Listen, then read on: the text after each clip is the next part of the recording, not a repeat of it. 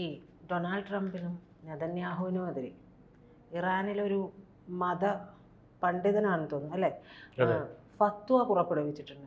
ഈ ഫത്വ എന്നുള്ള വാക്ക് നമ്മുടെ നാട്ടിലുമൊക്കെ ഇടക്കിടക്ക് ഈ പറയുന്ന വിഭാഗത്തിലെ ആളുകളൊക്കെ പുറപ്പെടുവിക്കുന്നുണ്ട്. സത്യത്തിൽ എന്താണ് ഈ ഫത്വ? ഇത് വധഭീഷണിയോ അങ്ങനെ എന്തെങ്കിലുമൊക്കെ ആണോ? എന്താണ് അത് ശരിക്കും?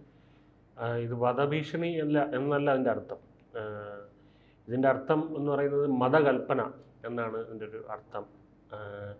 ഇത് ഈ ഷിയ വിഭാഗത്തിൻ്റെ ഈ മതരാഷ്ട്രമാണല്ലോ ഈ ഇറാൻ എന്ന് പറയുന്നത്. അപ്പോൾ ഈ വിഭാഗമാണ് ഈ രാഷ്ട്രത്തിലെ കാര്യങ്ങളൊക്കെ തീരുമാനിക്കുന്നത്. അപ്പോൾ അവിടുത്തെ പരമോന്നത നേതാവാണ് നമ്മുടെ ആയത്തുള്ള അൽ ഖമൈനി. ഖമൈനി എന്നും പറയാറുണ്ട്, ഖമനേയി എന്നും പറയാറുണ്ട്. അതെ. അപ്പോൾ ആ സമുദായത്തെ പിന്തുടരുന്ന എല്ലാ ആളുകളും നിർബന്ധമായിട്ടും ഫോളോ ചെയ്യേണ്ട ചില കാര്യങ്ങളുണ്ട്, മതപരമായിട്ടുള്ള കാര്യങ്ങൾ. അതിനെയാണ് ഫത്വ എന്ന് പറയുന്നത്. അപ്പോൾ ഇദ്ദേഹം ഇപ്പോൾ ഇത് പുറപ്പെടുവിച്ചിരിക്കുന്ന ഒരു ഷിയ പുരോഹിതനാണ്. ഷിയ പുരോഹിതൻ ആയത്തുള്ള നാസർ മക്കാരെ ഷിറാസി. ഇത്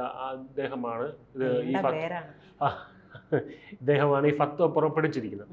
ഇതില് ദൈവത്തിനെതിരെ യുദ്ധം ചെയ്യുന്നവരെ വിളിക്കുന്ന ഒരു പേരുണ്ട്, മൊഹാറബ്. അപ്പോൾ മൊഹറബ് എന്നാണ് ഇപ്പോൾ നമ്മുടെ ട്രംപിനെയും നെതന്യാഹുവിനെയും വിളിച്ചിരിക്കുന്നത്. ഇവർ രണ്ടുപേരും മൊഹാറബുകളാണ്. അതായത് ദൈവത്തിനെതിരെ യുദ്ധം ചെയ്തവർ. കാരണം ഷിയ രാഷ്ട്രത്തിന് എതിരെ പ്രവർത്തിക്കുന്ന, ഷിയ രാഷ്ട്രങ്ങൾക്കെതിരെ പ്രവർത്തിക്കുന്ന, എതിരെ യുദ്ധം ചെയ്യുന്നവരെ യുദ്ധപ്രഭുക്കളായിട്ടാണ് കരുതുന്നത്. അപ്പം ഇപ്പോൾ ഇവിടുത്തെ യുദ്ധപ്രഭുക്കൾ ആരൊക്കെയാണ്? ട്രംപും നെതന്യാഹുവുമാണ് ആ യുദ്ധപ്രഭുക്കൾ. ഇതിൻ്റെ ഒരു കറക്റ്റായിട്ടുള്ള ട്രാൻസ്ലേഷനാണ് ഇപ്പോൾ പറഞ്ഞത്, ഈ ദൈവത്തിൻ്റെ എതിരെ യുദ്ധം ചെയ്യുന്നവർ. അപ്പോൾ ഈ മതനിന്ദ അല്ലെങ്കിൽ ഈ ദൈവനിന്ദ എന്നൊക്കെ പറയുന്നത് അറിയാലോ, ഇത് ഭീകരമായിട്ടുള്ള കുറ്റകൃത്യമാണ് ഇറാനിൽ. അത് ഒട്ടുമിക്ക മുസ്ലിം രാഷ്ട്രങ്ങളിലും അത് ഒരു വലിയ കുറ്റകൃത്യമാണ്, ബ്ലാസ്ഫമി അല്ലെങ്കിൽ ഈ മതനിന്ദ എന്ന് പറയുന്നത്. അപ്പോൾ ഇവർ ഇപ്പോൾ രണ്ടുപേരും മൊഹറാബാണ് അല്ലേ? മൊഹറാബ് എന്നല്ലേ അതിന്? മൊഹറാബ്, അതെ. മൊഹറാബുകളാണ് ഇവർ രണ്ടുപേരും. കുറച്ച് ബുദ്ധിമുട്ടുള്ള ഒരു വാക്കാണ്, നമ്മളധികം കേൾക്കാത്തൊരു വാക്കാണ്. അപ്പോൾ അങ്ങനെ ഇതിന് ശിക്ഷകളുണ്ട്. ഈ ദൈവനിന്ദ ചെയ്യുന്നവർക്ക്, അതായത് ഈ മൊഹറാബ് ആവുന്നവർക്ക് കൊടുക്കുന്ന ശിക്ഷ എന്ന് പറയുന്നത് നിയമപ്രകാരം, ഇറാനിയൻ നിയമപ്രകാരമുള്ളതാണ് ഇപ്പം പറയുന്നത്. അതെന്ന് പറയുന്നത് വധശിക്ഷ. അതാദ്യം. അതായത് നമുക്ക് ഒരു പ്രാഥമിക ഇതെന്നുള്ളത് വധശിക്ഷയാണ്. അത് ചെയ്യാൻ പറ്റിയില്ലെങ്കിൽ കുരിശിലേറ്റൽ. കുരിശിലേറ്റൽ എന്നുള്ളതാണ് രണ്ടാമത്. വധശിക്ഷ കൊടുക്കാൻ പറ്റിയില്ല എന്നുണ്ടെങ്കിൽ കുരിശിലേറ്റൽ. അതും ചെയ്യാൻ പറ്റിയില്ല എന്നുണ്ടെങ്കിൽ കാല് മുറിച്ച് മാറ്റൽ ആണ് ചെയ്യുന്നത്.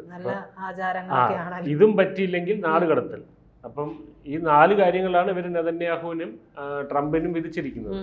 ഇങ്ങനെയുള്ള തള്ളിമറിക്കലുകളൊക്കെയാണ് ഇതൊക്കെ എത്രത്തോളം നടക്കും എന്നുള്ളത് രണ്ടാമത്തെ കാര്യം. കാരണം നമ്മൾ ഇന്നലെ ഒരു കാര്യം കണ്ടായിരുന്നല്ലോ, പാകിസ്ഥാൻ അവരുടെ ജനതയെ ഇനി നമ്മളെ ആക്രമിച്ചാൽ, അവരുടെ ഭീകരവാദികൾ അവരെ ആക്രമിച്ചപ്പോൾ നമ്മളുടെ അടുത്ത് നെഞ്ചത്ത് കയറുന്നത് കണ്ടായിരുന്നല്ലോ. ഇനി നമ്മളെ ആക്രമിച്ചാൽ അടിച്ച് ഷേപ്പ് മാറ്റി കളയുമെന്നൊക്കെ നമ്മളുടെ അടുത്ത് പറയുന്നു. അപ്പോൾ അവരുടെ ജനതയെ ഒന്ന് കണ്ണിൽ പൊടിയിടുന്നത് പോലെ അതുപോലെ ഒരു കാര്യമാണ് ഫത്വ ഇറക്കി. ട്രംപിനും നെതന്യാഹുവിനെതിരെ ഇതുവരെ നോക്കിയിരിക്കുകയായിരുന്നു, ഇതുവരെ അത് ഇറക്കിയില്ല, ഇപ്പോൾ ഇറക്കിയിരിക്കുകയാണ്. ഇനി കളി മാറും എന്നുള്ള രീതിയിലാണ് ഇരിക്കുന്നത്. അപ്പം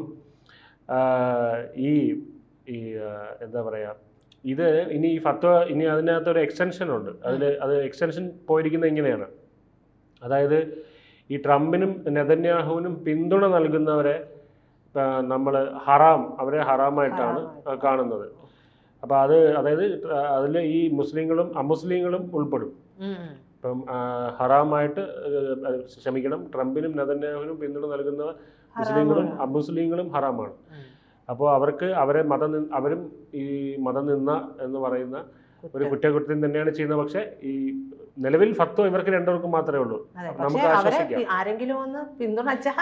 പിന്തുണച്ചാൽ അവരെയും എന്താണ് പറയുന്ന ഈ ഹറാമാണ്, അവർ ശത്രുക്കളായിട്ട് പ്രഖ്യാപിച്ചിട്ടില്ല അവരെ.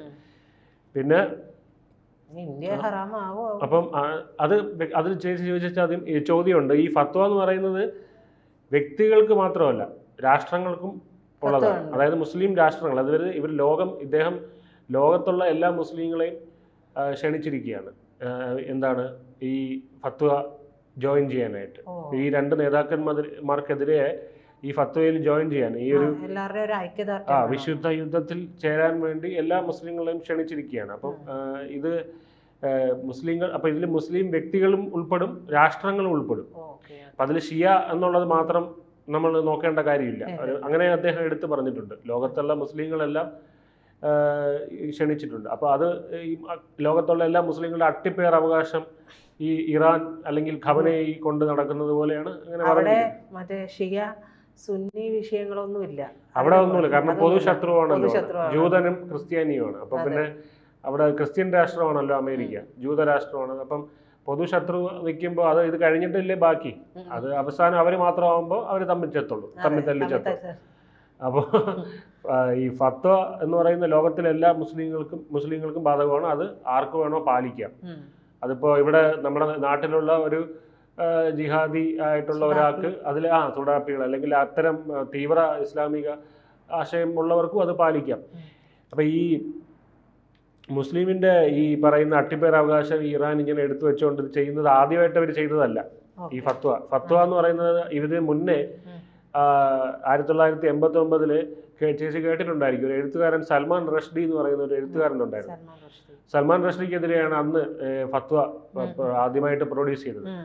അത് അദ്ദേഹം സാത്താനിക് വേഴ്സസ് എന്ന് പറഞ്ഞൊരു ബുക്ക് എഴുതി. അത് ഖുറാനെയാണ് സാത്താനിക് വേഴ്സസ് എന്ന് പറയുന്നത്. അപ്പൊ അത് ഇസ്ലാമിലെ കളിയാക്കിയ ഒരു പുസ്തകമാണ്, പ്രവാചക നിന്നൊക്കെ അതിനകത്തുണ്ടെന്ന് പറഞ്ഞ് ഇദ്ദേഹത്തിനെതിരെ ഒരു ഫത്വ പുറപ്പെടുപ്പിച്ചു. അതിനുശേഷം എന്താണ് സംഭവിച്ചതെന്നറിയാമോ? ഈ അദ്ദേഹത്തിനെ വധിക്കാനായിട്ട് ഇവർക്ക് കഴിഞ്ഞില്ല. ഒട്ടനവധി ശ്രമങ്ങൾ ഉണ്ടായി. പക്ഷെ അതിൽ നിന്നെല്ലാം അദ്ദേഹം അത്ഭുതകരമായിട്ട് രക്ഷപ്പെട്ടു, സൽമാൻ റഷ്ദി. പക്ഷെ ഇദ്ദേഹത്തിന്റെ പബ്ലിഷേഴ്സ് എല്ലാം കൊല്ലപ്പെട്ടു, ആക്രമിക്കപ്പെട്ടു, ചിലർ കൊല്ലപ്പെട്ടു. ട്രാൻസ്ലേറ്റ് ചെയ്ത എല്ലാവരും തീർത്തു, ട്രാൻസ്ലേറ്റ് ചെയ്തവരെല്ലാം. അപ്പോൾ പക്ഷേ ഈ ഫത്വ എന്ന് പറയുന്നത് ആർക്ക് വേണം ഏറ്റെടുക്കാം? ഞാൻ നേരത്തെ പറഞ്ഞു, ലോകത്തുള്ള ഏത് മുസ്ലിങ്ങൾക്കും അമുസ്ലിങ്ങൾക്കും ഏറ്റെടുക്കാം. അമുസ്ലിം ചെയ്താലും അവർ മുസ്ലിമായിട്ട് അവർ മാറും. അപ്പം 2023 അദ്ദേഹം ന്യൂയോർക്കിൽ വെച്ച് അദ്ദേഹം ആക്രമിക്കപ്പെട്ടു. അദ്ദേഹത്തിൻ്റെ ഒരു കണ്ണ് നഷ്ടപ്പെട്ടു. ഒരു കത്തിപ്പിടിയിലാണ് അത് സംഭവിച്ചത്.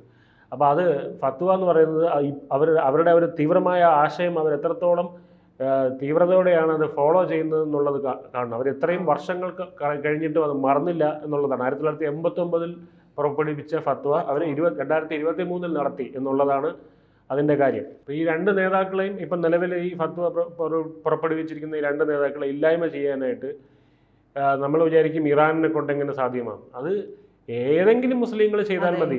വിജയ് പറഞ്ഞതനുസരിച്ച് അവർക്ക് അവിടെ തന്നെ കിട്ടണമെന്നല്ല, അവർ ഇതുമായി ബന്ധപ്പെട്ട് റിലേറ്റ് ചെയ്ത് പോകുന്ന സമാന ആശയങ്ങളുള്ള ആരെങ്കിലും ഒരാളെ എന്നിട്ട് ചെയ്താൽ മതി. അതായത് ഒരു ചാവേർ ആക്രമണം പോലെ. ഇപ്പൊ ഇവരുടെ അടുത്തേക്ക് എത്തുക എന്നുള്ളത് വളരെ എളുപ്പമുള്ള കാര്യമല്ല. അമേരിക്കൻ പ്രസിഡന്റ് ഇസ്രായേൽ പ്രസിഡന്റ് അടുത്തെത്തുക എന്നുള്ളത് ഇസ്രായേൽ പ്രൈം മിനിസ്റ്ററിന്റെ അടുത്തെത്തുക എന്നുള്ളത് വളരെ എളുപ്പമുള്ള കാര്യമല്ല. അപ്പോൾ അത് ചെയ്യുക എന്ന് പറഞ്ഞാൽ അത് ഇവരുദ്ദേശിക്കുന്നത് ആരെങ്കിലും, അതാണ് അടുത്ത സെന്റൻസിൽ അവർ പറയുന്നത്, ഈ ഒരു രണ്ട് നേതാക്കളെയും ഇല്ലായ്മ ചെയ്യുന്ന പ്രോസസ്സിൽ അതിനിടയ്ക്ക് വെച്ച് കൊല്ലപ്പെടുകയോ അല്ലെങ്കിൽ നാശനഷ്ടമോ സംഭവിച്ചാൽ അവരെ വിശുദ്ധ പോരാളികളായിട്ട് അല്ലെങ്കിൽ ദൈവത്തിന്റെ പോരാളികളായിട്ട് പ്രഖ്യാപിക്കപ്പെടും. അപ്പം 72 ഹൂറികളെയും മദ്യപ്പുഴയും അതൊക്കെ അവർക്ക് കിട്ടും. അപ്പോൾ പാൽപ്പുഴയല്ല, മദ്യപ്പുഴയാണ്, അതൊക്കെ കിട്ടും. അപ്പോൾ എങ്ങനെയാണ്? അപ്പോൾ ഇത് ദൈവഹിതത്തിന് വേണ്ടി ചെയ്യുന്ന കാര്യമായതുകൊണ്ട് ഇത് അവരെ എന്താ പറയാ, വിശുദ്ധ യുദ്ധം അല്ലെങ്കിൽ വിശുദ്ധരായിട്ട് പ്രഖ്യാപിക്കപ്പെടും. അപ്പോൾ ചുരുക്കി പറഞ്ഞാൽ ഇപ്പൊ ഈ മതപുരോഹിതൻ നടത്തിയിരിക്കുന്ന കൊലവിളി പ്രസംഗമാണ് നടത്തിയിരിക്കുന്നത്.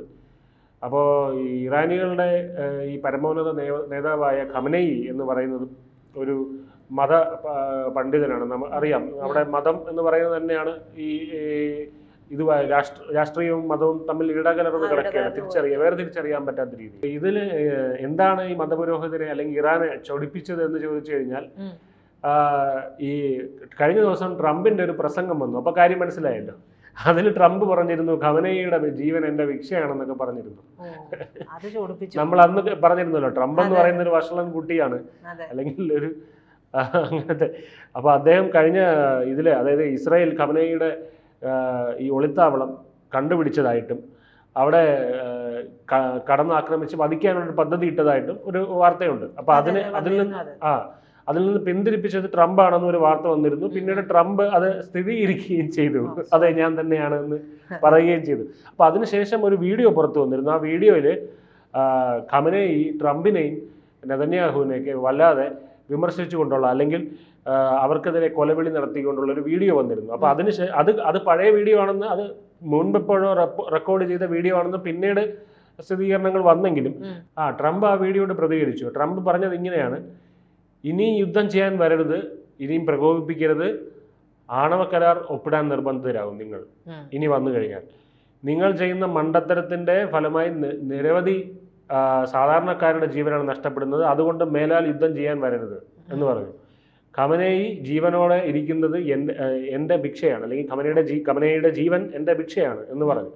അപ്പോൾ ഇതാണ് ഇറാനിലെ ഷിയ മതവിഭാഗക്കാരെ ചൊടിപ്പിച്ചിരിക്കുന്നത്, അല്ലെങ്കിൽ നേതാക്കന്മാരെ ചൊടിപ്പിച്ചിരിക്കുന്നത്. അപ്പോൾ ഇവരെ വെല്ലുവിളിച്ചിട്ട് ഇവരെ വധിക്കാൻ ഒരു ജിഹാദി പ്രവർത്തനം നടത്താനായിട്ടുള്ള തീവ്ര നിലപാട് ഉള്ള ആർക്കും ഈ ഫത്വ സ്വീകരിക്കാമെന്നുള്ള രീതിയിൽ, അതായത് ഇപ്പോൾ ഇറാനിന് വെളിയിലുള്ള ആർക്കും ഇവരെ വധിക്കാം എന്നുള്ള രീതിയിൽ ഇവര് ഏറ്റെടുക്കാൻ മറ്റു എന്താ പറയുക മാനദണ്ഡങ്ങളൊന്നുമില്ല. മുസ്ലിം ആണെങ്കിലും നിങ്ങൾക്ക് ഈ പറയുന്ന സ്വർഗത്തിലോട്ട് പോകാൻ, അതായത് 72,000 ആണോ 72 എന്ന് അറിഞ്ഞൂടാ, 72 ഹൂറികളും ഈ പറയുന്ന മധ്യപ്പുഴയുമുള്ള സ്വർഗം നിങ്ങൾക്ക് താല്പര്യമുണ്ട് എന്നുണ്ടെങ്കിൽ നിങ്ങൾക്ക് ഈ ഫത്വ ഏറ്റെടുക്കാം എന്നുള്ളതാണ്.